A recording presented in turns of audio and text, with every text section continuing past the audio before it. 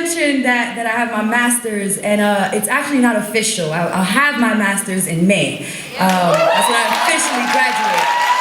And it's been a really wild process. Although I got used to workshopping at Urban Word, that was the first time I took official, like, round-the-table workshops. I've been doing it for the last 3 years while I get my MFA in creative writing.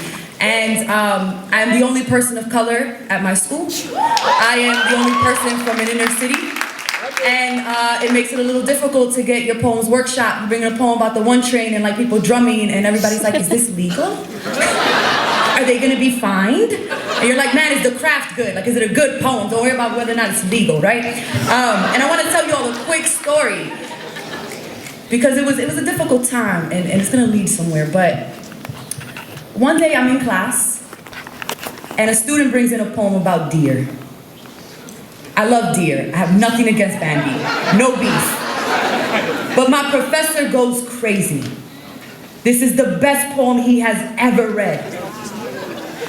Right, that face right there, right. Okay.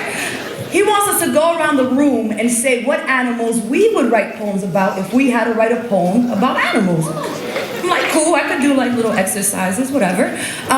He goes to one student, what would you write about? And the student says, I would write about sea anemones. Now I'm like under the table Googling, like what the hell is a sea anemone, right? He goes to another student, what would you write about? She goes, I would write about the blackbird, like Elizabeth Bishop. I'm like, all right, cool. Comes to me, and I'm from here, couple blocks from here, and I say, I would write about rats.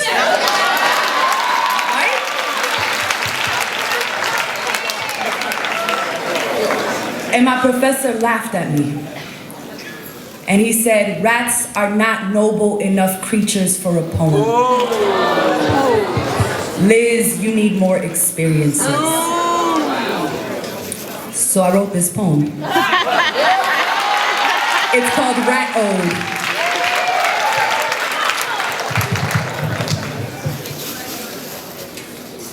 It was the last poem in my thesis.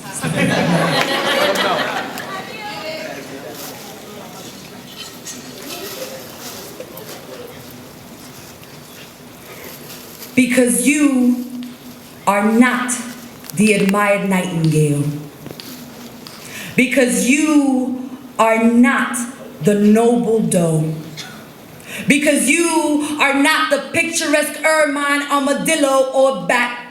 They have been written, and I don't know their song the way I know you're scuttling between walls. The scent of your collapsed corpse rotting beneath floorboards. Your frantic squeals as you pull at your own fur from glue traps, ripping flesh from skin in an attempt to survive.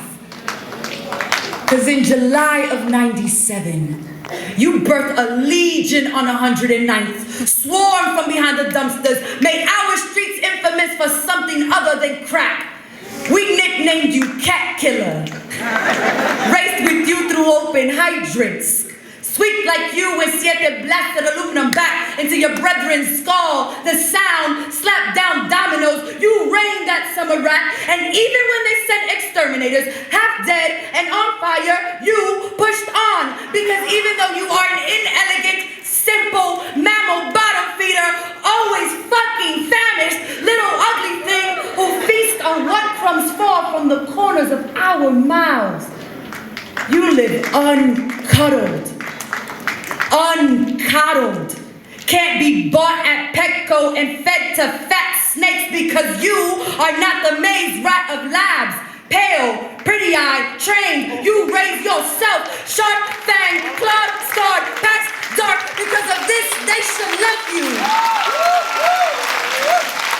But look at the beast, the poet tells me. The table is already full. And rat, you are not a right-worthy thing. Every time they say that, take your gutter, your dirt coat, filth this page, rat. Scrape your underbelly against street concrete. You better squeak and raise the whole world, rat. Let loose a plague of words, rat, and remind them that you, that I,